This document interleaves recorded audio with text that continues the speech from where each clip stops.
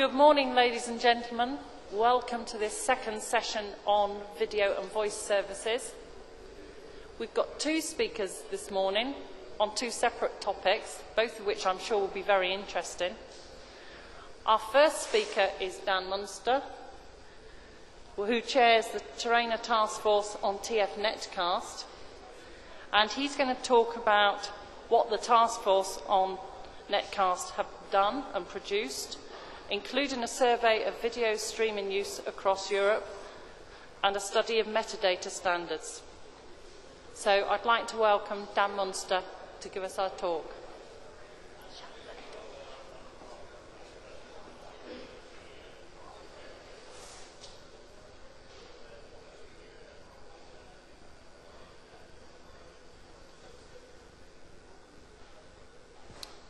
Thank you for the introduction. You said already what it's about, so I can almost skip my first slide. I would like, however, to let you know what Forskningsnet it is. That is the Danish Research Network. UNICE is the Danish IT Center for Education and Research. That's where I'm employed.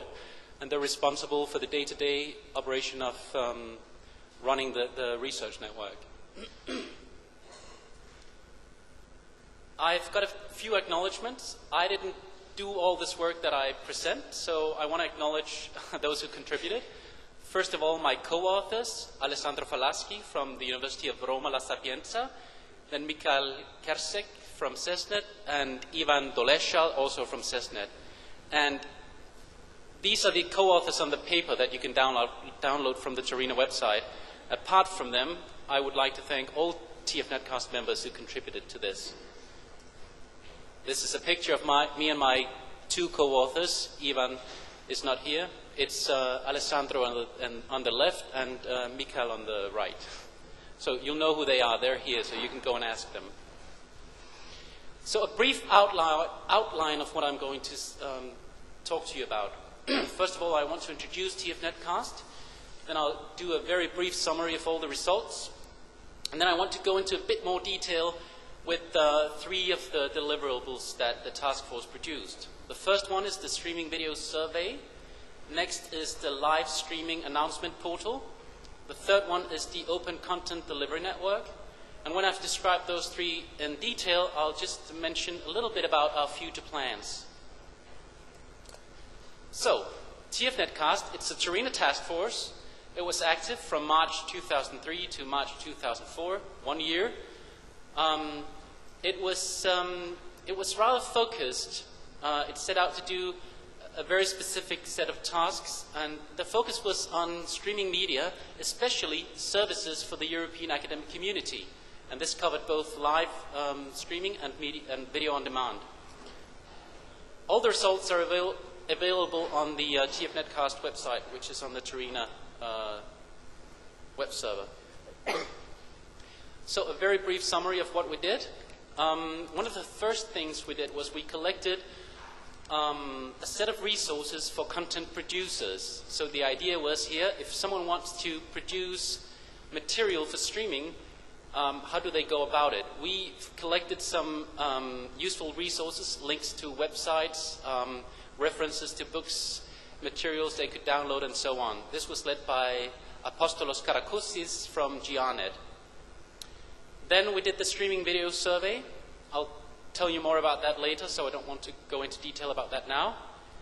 Also, the live streaming announcement portal.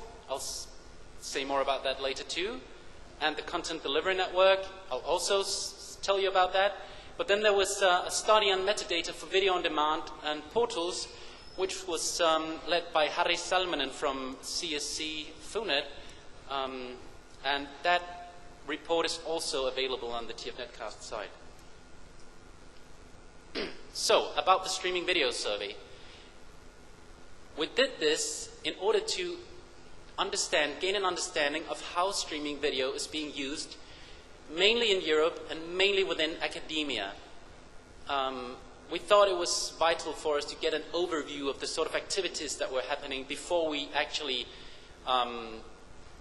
went and did our work. We did this as a web-based questionnaire, and All the results are in a report. It's a 40-page report. I have it here if you want to look at it afterwards, or otherwise you can go and download it from the website. So a little bit about the questionnaire. It contained a total of 112 questions in these different categories. We asked about content for streaming. What types of content do people stream? Is it lectures? Is it video conferences? Conferences such as this one. Then we asked questions about streaming portals. Did people have one? Could they provide a link and describe it? Also a bit about camera and production equipment, streaming servers, media players, network issues, questions about metadata, and then finally we asked about what future plans they had to get a feeling of where people wanted to be in, say, a year or two from now. This is what the questionnaire looked like when we put it on the web. You'll see that, I don't know if you can read that, but the top question reads, what software or hardware encoding tools are used within your organization? And then we had a set of predefined answers that we felt were the ones people were most likely to choose, but there was always the possibility of specifying an other answer, and people could fill out the little box. I said that there was 112 questions. Now, they were divided into the categories I showed you on my previous slide, and of course, not many people were asked all of these 112 questions. For instance, if you were asked, does your organization run a streaming server?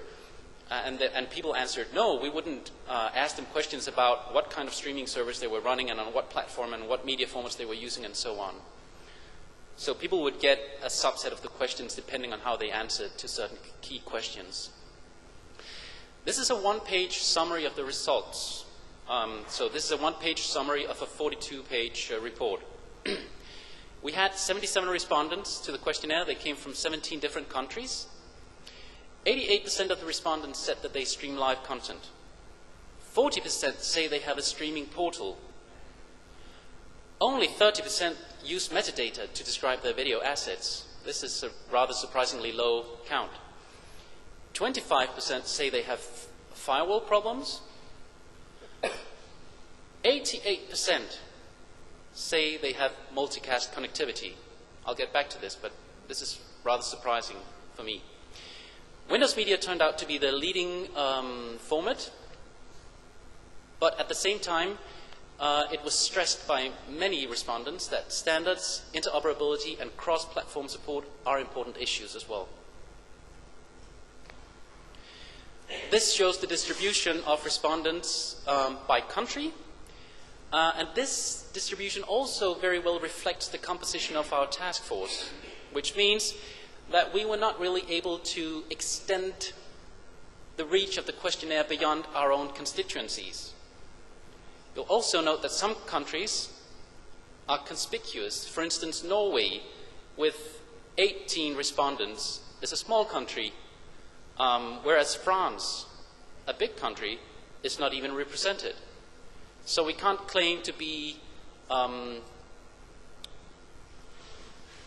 cover the whole field of European streaming video. But having said that, I think that the results are nevertheless representative of what's going on in the countries that we didn't cover. This shows the type of organization that the respondents came from. The majority came from universities, about 70%. Then 16% came from national research and educational networks, and that left 14% that came from other institutions. When we went through the list of those institutions, it turned out that they were mainly other kinds of research institutions besides universities. I said before that 88% said they streamed live content, but here you can see it broken down to how often they actually do it. 1/5 do it on a daily basis, and then 40% do it once every few months. So that's the biggest bin here. And then less than 10% say that they do it only about once a year.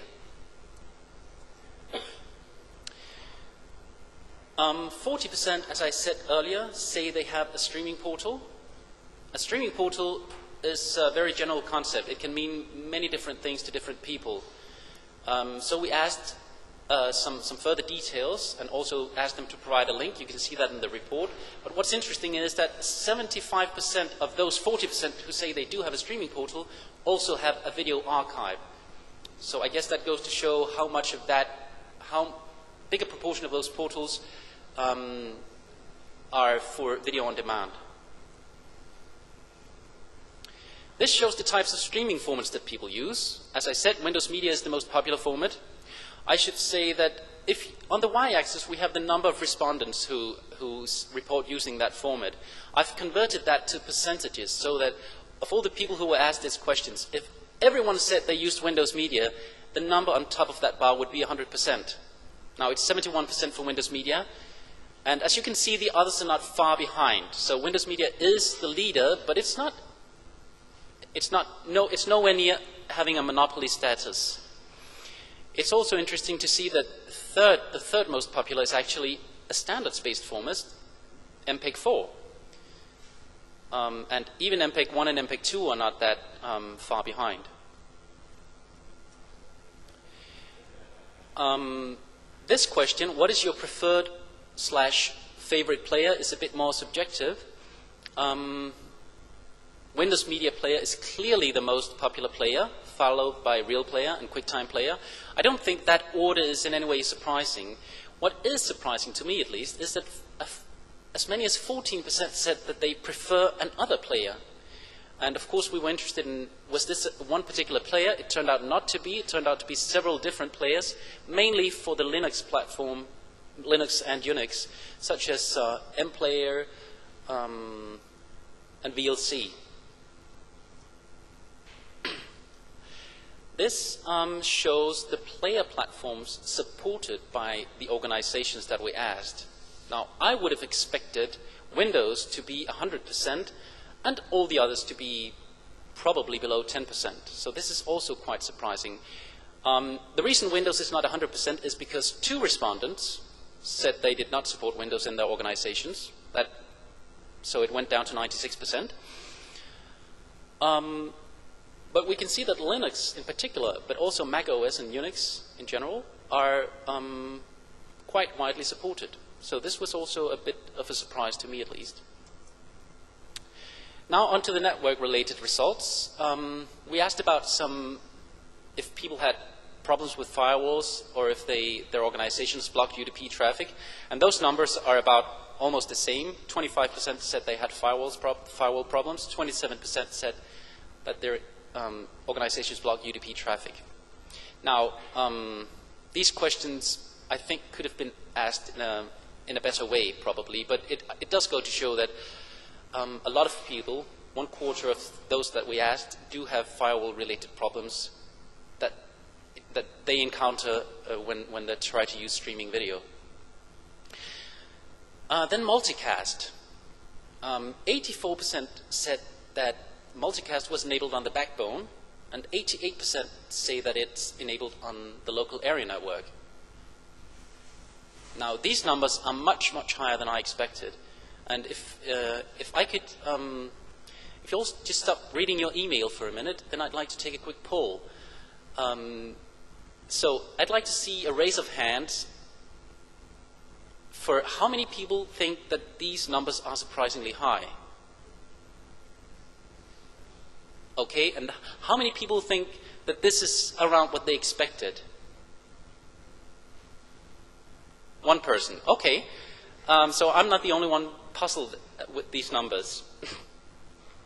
I think it goes contrary to what we all hear on a daily basis, that multicast is not very widely distributed. Okay, we asked about metadata. 30% said they used metadata for video assets. 21% say they use metadata for live streams. So the first one, 30%, is for the archived videos, 21% for the live streamed ones.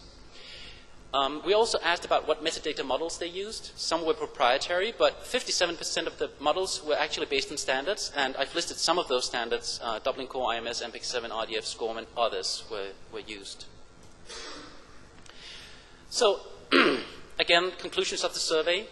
A lot of organizations actually do have video portals where users can find videos, be it on demand or live.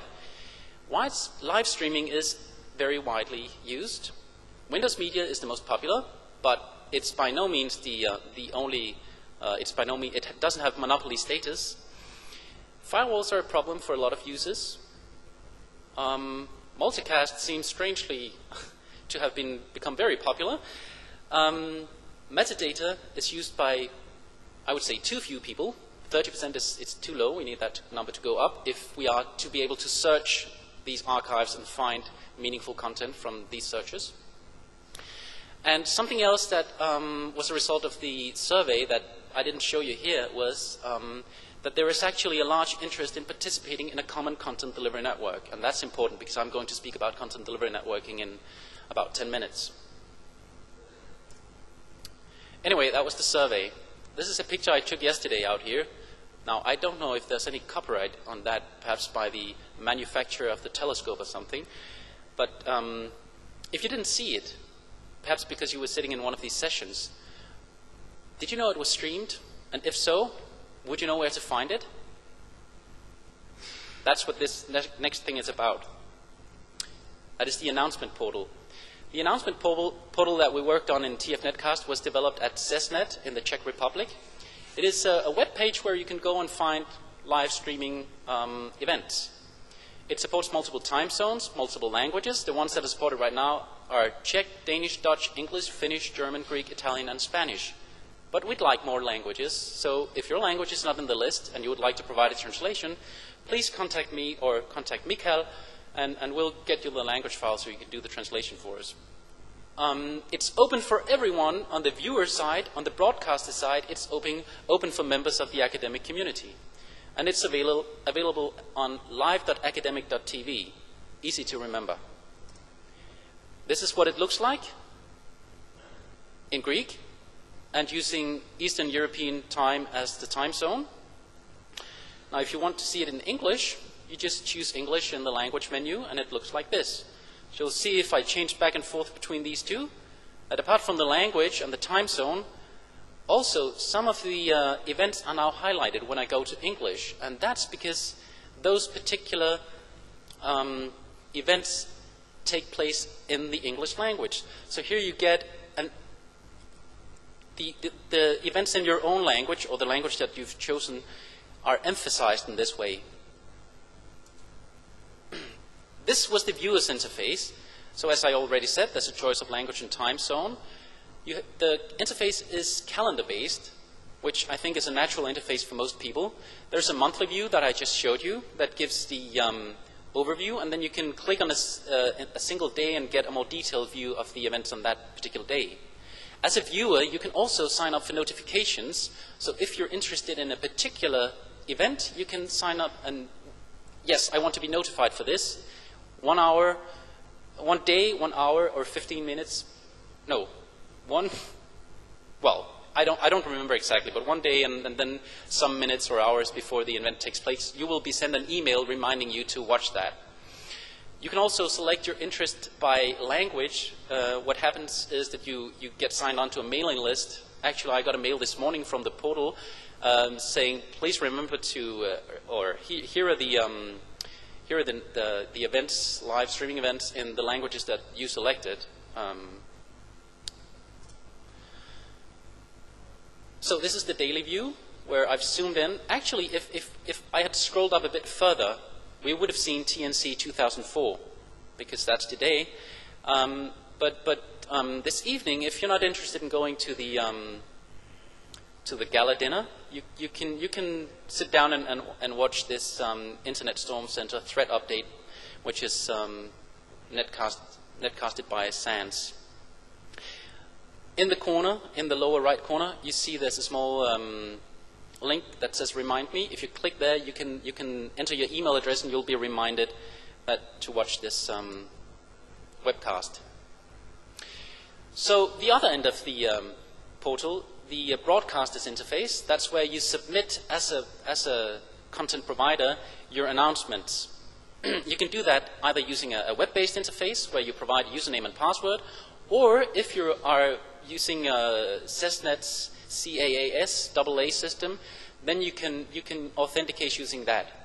You can also submit using an email. What you do is you send an email where the body is an XML file in a special format that the portal understands that describes the announcement, and then you have to sign that email using PKI. So this is the web-based interface.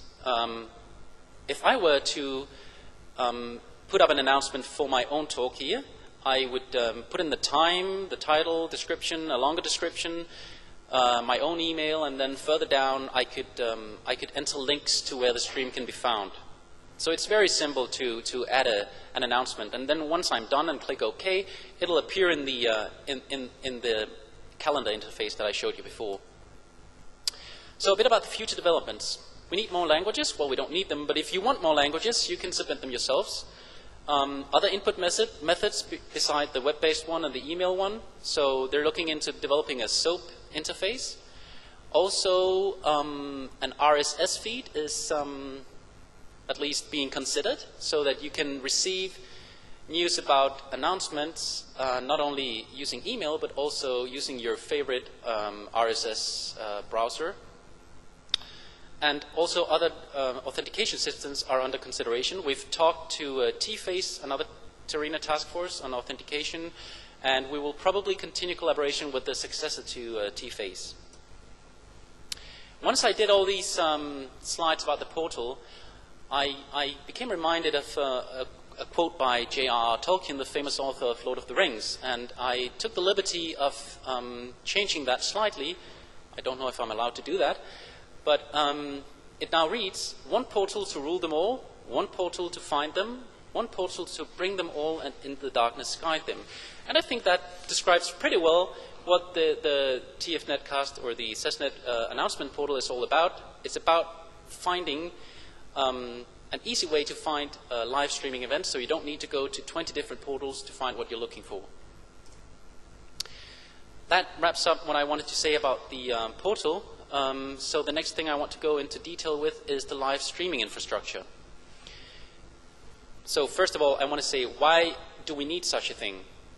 Well, we need it if we do a live streaming event to a very large audience. If we have a lot of clients, then there will be bottlenecks. One bottleneck is the server. If you have only a single server, that server can be overloaded. Also, the network can be overloaded. And this can happen both at the source end, at the streaming server. If you have thousands of clients asking for the live streaming, it needs to do that as a unicast, then it can saturate the bandwidth. It can also happen on the client side. There are universities, we hear all about the multi-gigabit networks and so on, but there are still universities around Europe that do not have these huge bandwidth connections. So if they have a lot of users wanting to view the same event and they pull in several hundred unicast streams, that might saturate their connection as well. The solution, of course, has been around for many years. It's called IP multicast. So what's wrong with it? Well, IP multicast is confined mostly to the backbones of national research and educational networks. It's not ubiquitous on campuses. It's not supported by most commercial ISPs, so we need a different solution.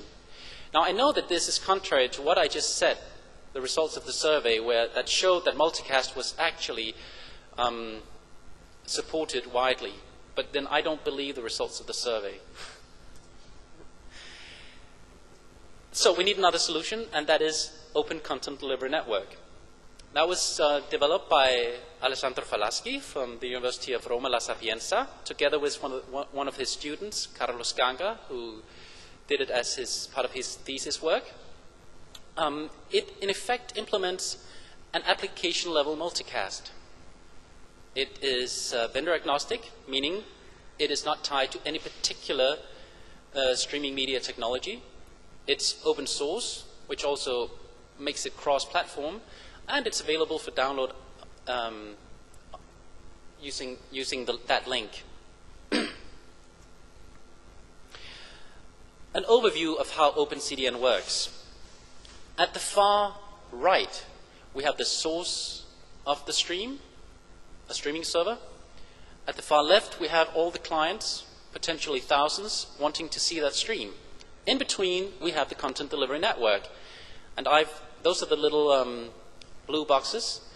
There are two types, the last hop relays and the transit relays. A transit relay does not serve clients, only other relays, whereas the last hop relays only serve clients. So this is an example of a two-layer content delivery network. Okay, a bit about the architecture. The client does not communicate directly with the content delivery network. Instead, it communicates with the portal. So eventually, this should be the portal that I just showed you developed at CESNet. Right now, there's a small prototype portal using that interfaces to the content delivery network. The portal then sends the request to the content delivery network. It does that to a special entity called the Request Routing and Distribution Manager, or RRDM for short. And that in turn instructs the individual relays to set up the relaying and reports back to the portal to route the request to that particular relay. Relays also report their own status back to the Request Routing and Distribution Manager. That information is used when the Request Routing and Distribution Manager has to make a choice about which relay to use. So I've made a small animation here that shows you how the OpenCDN operates. First, a client connects to the portal using HTTP and asks for a stream. The portal then sends a setup request to the Request Routing and Distribution Manager. That manager now looks at where the client comes from and makes an intelligent decision about which relay suits this client best. Now, I've only shown one relay, and so there could be more, and this is an example of a one-level content delivery network. After it selects the right relay, it then instructs that relay to start relaying from the source. So the relay contacts the source and asks it to play using RTSP or another mechanism. And eventually then the source will initiate an RTP stream with the actual media towards the relay. The relay then reports back to the Request Routing and Distribution Manager that now the relay has been set up, so you can go ahead. That in turn reports back to the portal with information about the relay chosen. So the portal can now generate a file that instructs the client which relay to contact. The client then sends a play request to the relay, and the relay will send the RTP stream to the client. This slide, courtesy of Alessandro Falaschi, shows how the node or the software running on the relay is built up. It's a layered approach. At the very bottom, we have the streaming server that's being used. Right now, the only one supported is Darwin streaming server, but in principle, it could be any other streaming server. Above that, there's an adaptation layer that takes care of the interface to the particular streaming server below it. That, in turn, communicates with the control layer above it, and the control layer, in turn, communicates with the Request Routing and Distribution Manager. So, it's easy to, well,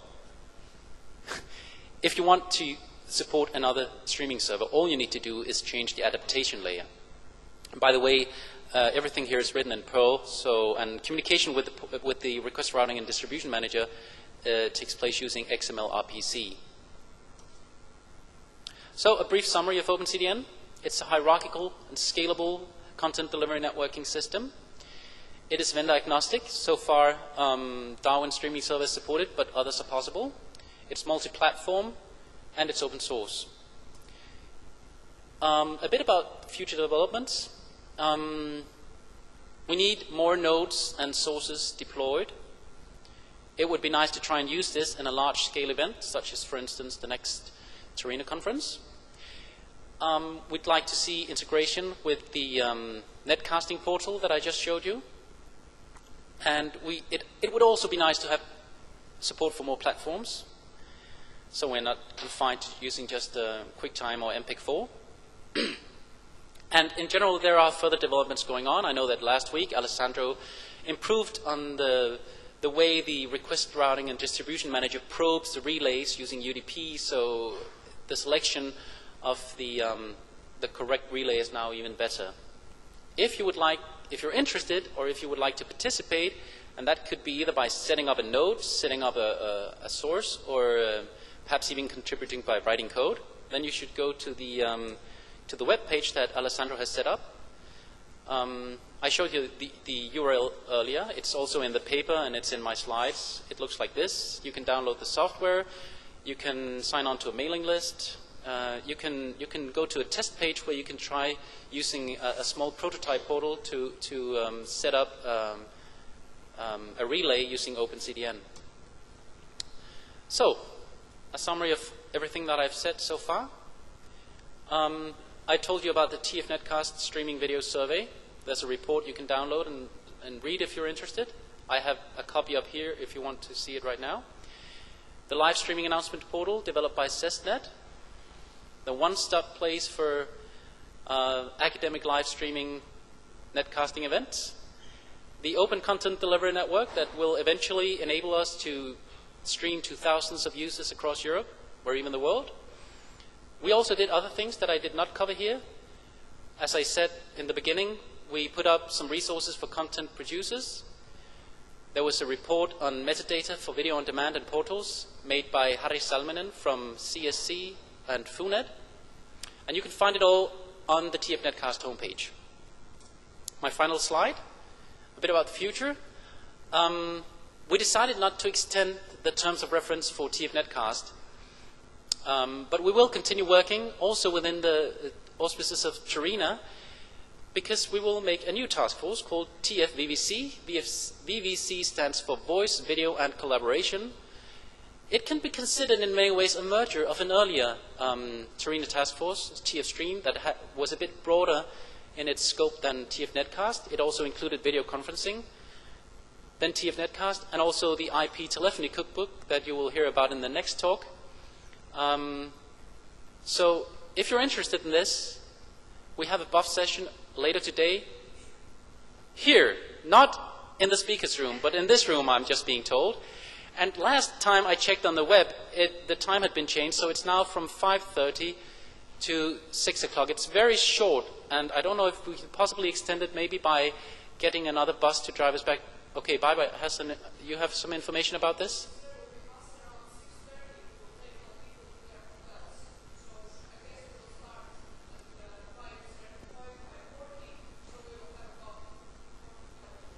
Okay, so we've got 15 minutes extra than I put on here. So it'll be short, but that's all I had to say. Thanks.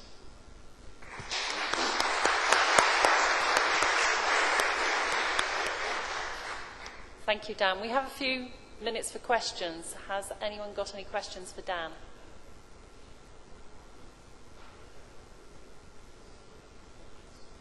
Or are you going to save them all for the BOF this afternoon? Okay, well, thank you very much once again, Dan.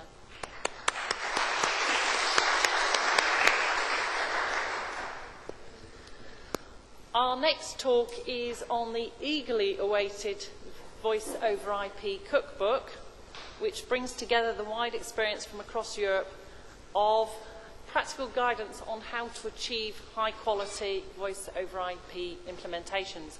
And I know certainly in the UK we've actually had 1,000 copies of this document produced so we can hand it out to every connected institution as they're so interested in it. Our speaker is Saverio Nicolino. He's currently a research assistant in Switzerland. He's just moved there. And he actually did his PhD in Voice over IP. So I'll pass you over to Saverio. Thank you for the introduction. Yes, as previously said, I will present you this IP telephony cookbook project. This is the final report since the project is finished in February, March of this year. So just to introduce you to what are the motivation behind this project is that TERENA started an investigation on IP telephony already in September 2001, which is quite far from now.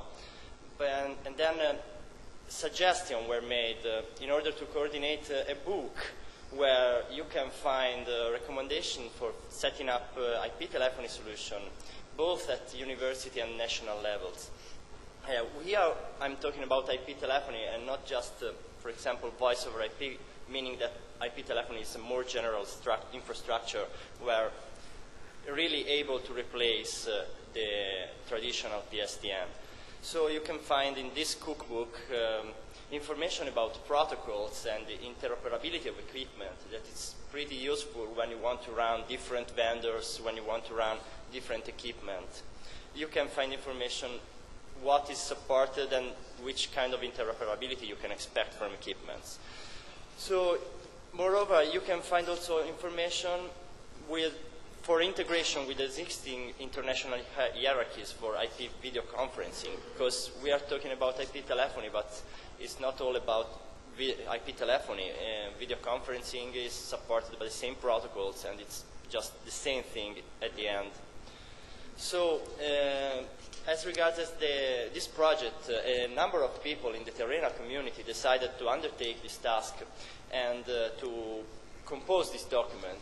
It's a one-year project, and it ended with the book I can show you later. So the objectives of the project were, for example, to provide overview and information and guidelines for all you can read here is starting from the very basic of IP telephony, so talking about protocols, basic, going to advanced services. You can find information about technologies, so hardware, software you can run, and they are available today. We wanted to go a little bit farther, like the conference is saying, one step ahead, just to suggest you some trends for the near future in order not to be bounded to what the IP telephony solutions are today. So you can find information about how to build an IP telephony infrastructure. Of course, those are not general because there are many different ways of building an IP telephony infrastructure, but we have tried to give general guidelines in order for you to build such an infrastructure. Then we didn't want to rule out regulatory and legal aspects, and that's why we inserted also a chapter on this. And of course, as annexes, we introduced some information about past and present IP telephony projects in Europe. So if you want to know who is doing what in Europe, you can find several information over there.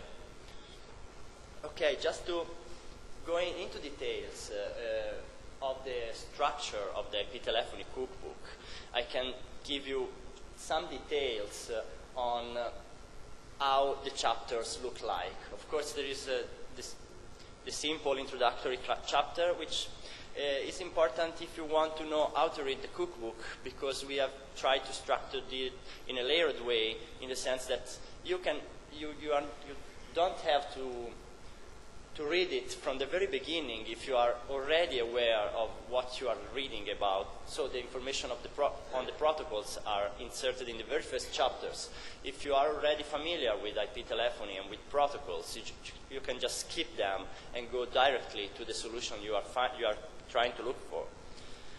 So talking about the technology background, which is needed in such a book, because we intended to address a large audience for this cookbook, we inserted the information about components. So as you can see here, we have information from H323 components, starting from terminals, talking about the multi-point control unit, talking about gatekeeper and gateways, and various types of gateways from ISDN, PSTN, and other type of gateways. Also gateway versus SIP word, which is very important. Then we have described the protocol stack, so which kind of protocols you can use for various audio, video, conference, and gatekeeper, and on which transport layer they are relying, if they are relying on TCP or UDP, if you can use it with multicast, and so on and so forth. For example, I just extracted a couple of images you can find in the cookbook just to show you what you can find over there and to interest you in reading this cookbook. We have inserted also information about Media Gateway Control Protocol and its signaling. This splitting in media gateway and media gateway controller, and the signaling gateways. Then we have inserted some information about what you can do with supplementary services, let's say the H450 kind of services regarding all the supplementary services you can have with IP telephony regarding HT23.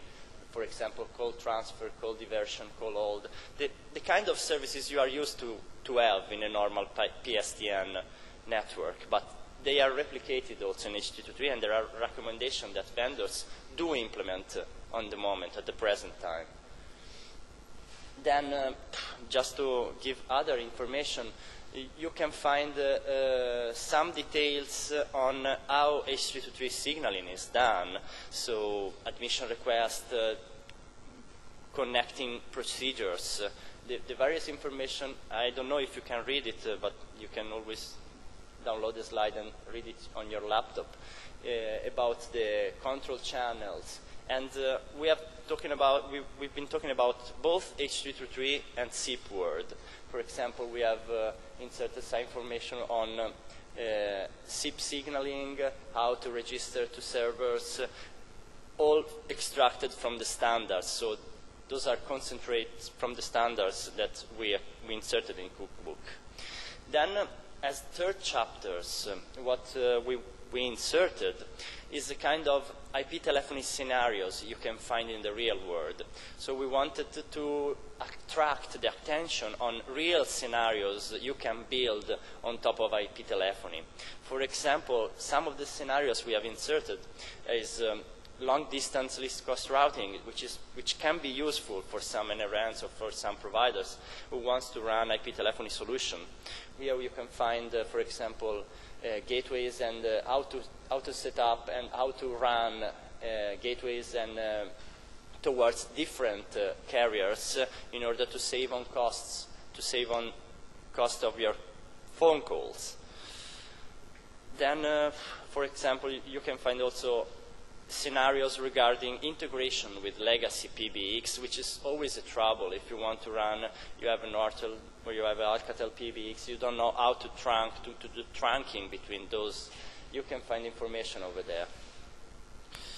And a very good piece of information we have inserted is integration of VoIP and video conferencing. This was contributed by Egon from SurfNet. And here it is the complete detail on how SurfNet Office implements video conferencing services. And you can find here running from PBX, gateways, and you have gatekeepers, you have the call manager, you have everything that you need and how they implement it.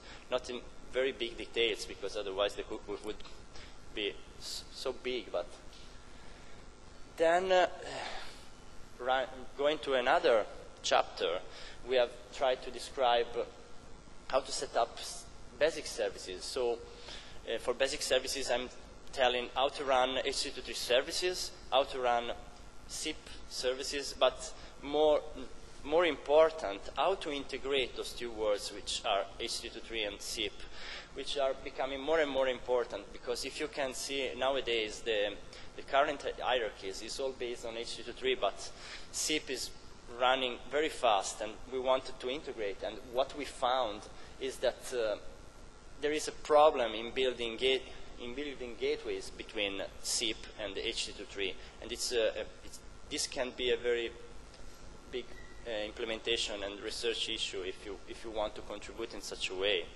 But we have tried to describe what gateways between HTTP and SIP should do, what is needed to do in order to make those words communicating. Then what was really important is to describe how call routing should be done. Because nowadays, if you see the current gatekeeper hierarchies, it's all based on location request, and you can think of having maybe this not centralized hierarchy of gatekeeper, and in my opinion at least, this is not the final solution you should have. So we have tried to insert information about IP telephony servers, how to perform routing if you want to route a call through your network. For example, you can find many figures like that. I won't go into details in such figures, but you can find many examples how to run test networks in complement with your research network and your production network if you want to test services, if you want to try to do something.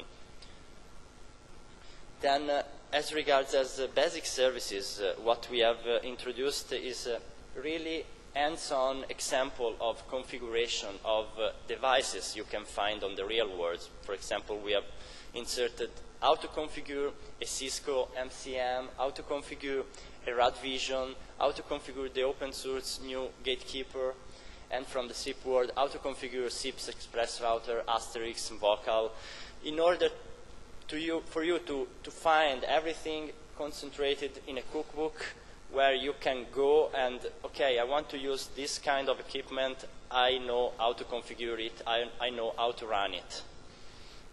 These are examples, and we have tried to insert some requirements, some availability, and whatever regarding those tools. Here you can find also screenshots of the via IP RAD Vision.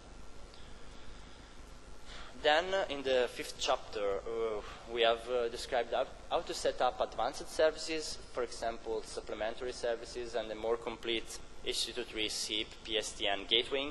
This chapter was mainly focused on telling you how you can set up a gateway and what you can do with a gateway. For example, you can do with gateways from SIP and H223, gateways running from H223 and from SIP to normal PSTN, and also description of voice gateway interfaces, which are very important and were contributed by Chestnut. For example, what we have inserted here some screenshot about the RAD Vision again, how to configure their gateway. Here you can find several information about how to insert the gatekeeper, how to insert the default router, and whatever you want. Then we have also inserted some information on how gateways between SIP and H323 should look like. And there are several options how to configure it, how to run it, and we have described into this cookbook in the chapter 5. Regarding the value-added services, which are supposed to be there with IP telephony, because otherwise there's no meaning in running IP telephony if you cannot get value-added services. We have inserted some voice data integration information and web-based feature you can have with, for example, with click-to-dial, and were contributed from Focus, Fraunhofer in Berlin, from IP Internet telephony. So you can have integration, you can have integration of presence and distant messaging, and whatever you can find in those screenshots, and the link are referred within the cookbook. Then, for example, also another example of value-added services we have described is the voicemail to email service, which could be useful in terms of reaching the user whenever he is not available on the normal phone. And last but not least, we have inserted also a chapter which, in my opinion, is very important and was contributed by University of Bremen mainly in global telephony integration. So this chapter is very important because it talks about word gatekeeper hierarchy and how this word gatekeeper hierarchy should evolve in the near future towards a decentralized architecture, because what we have seen is that we don't want no more centralized architecture ruling the numbering and ruling the core routing, but we are going, and we would like to go towards decentralized architecture with SRV records and the NUM in order to reach wherever the clients and to route the calls throughout the internet. Because this is the more scalable architecture, and this is what the internet should do. This is like the system like DNS is managed. So, of course, this is maybe my own opinion and does not reflect the opinion of all the VoIP guys inside this room.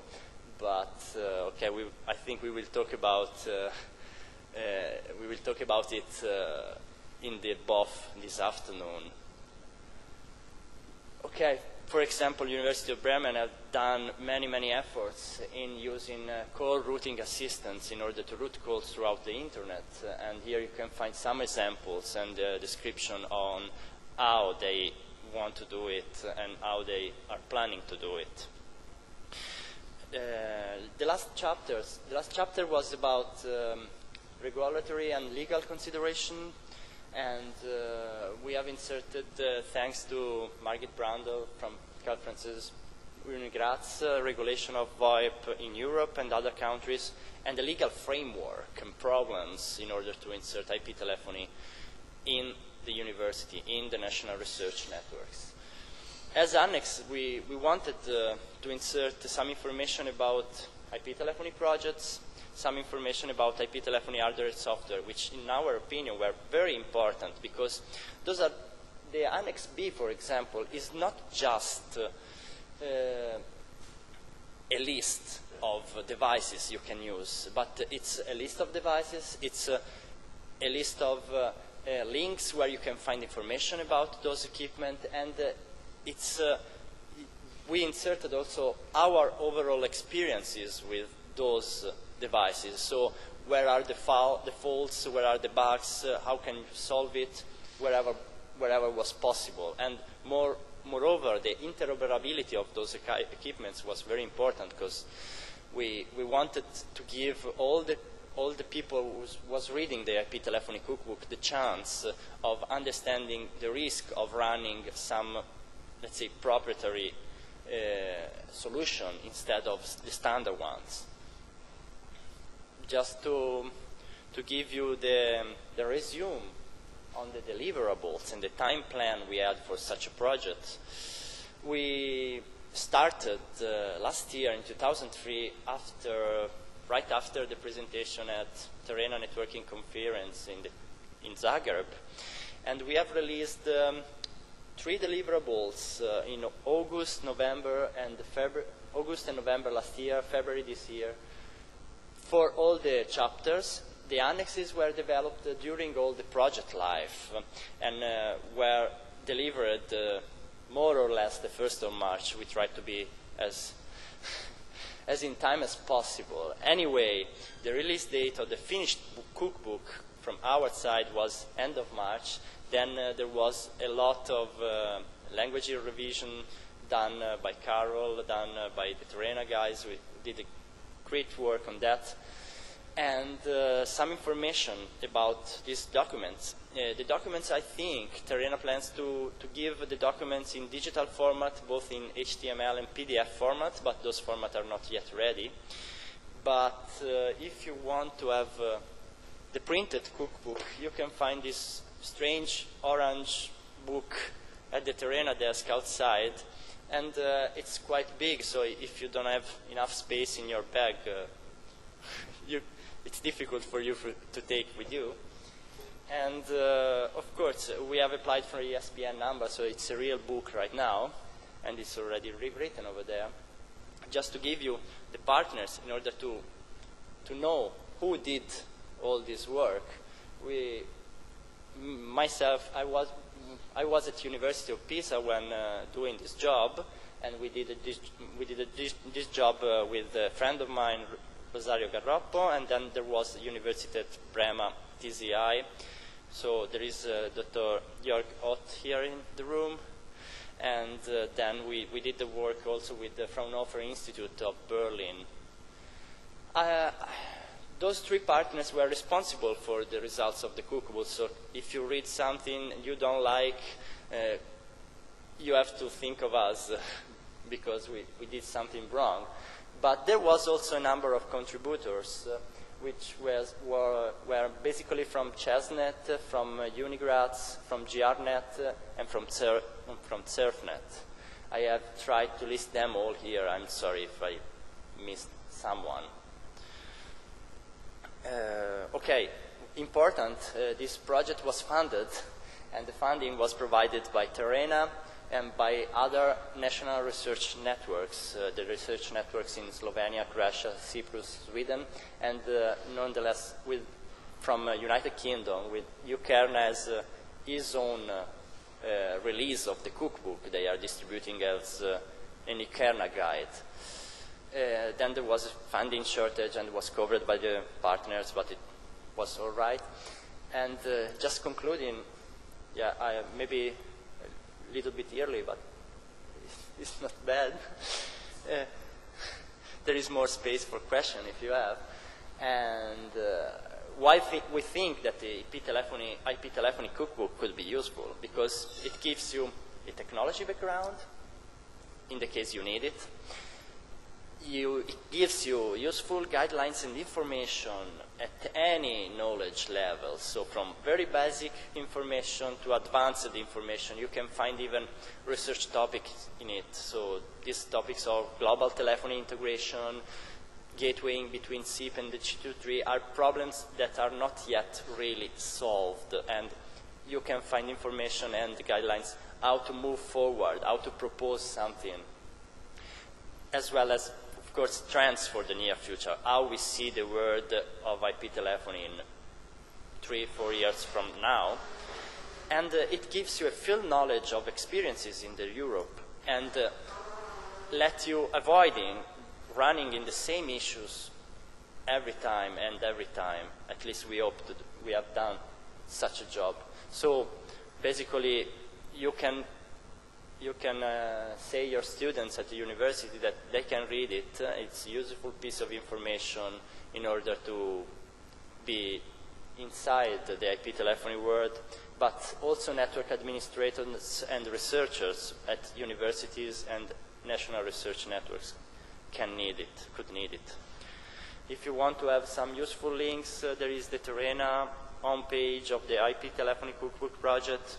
As Dan said, the IP telephony cookbook project group is now merging in the new TERENA Task-Force, which is called Voice, Video, and Collaboration, and there's a BOF in this room this afternoon.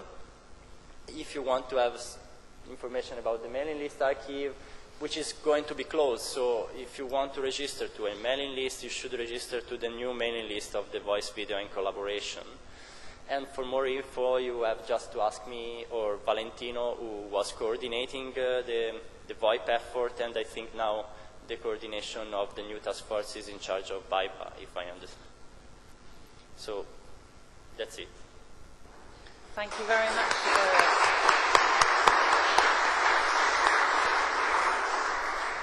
We have plenty of time for questions. So has anyone got any questions? There should be a mic available if you want to ask a question.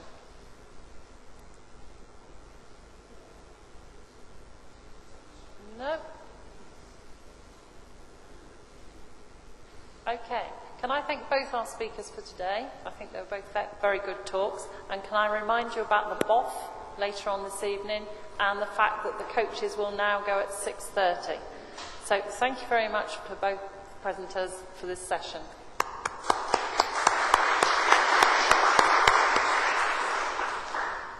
And the next sessions start at 2 o'clock this afternoon, so can I ask you to be back promptly?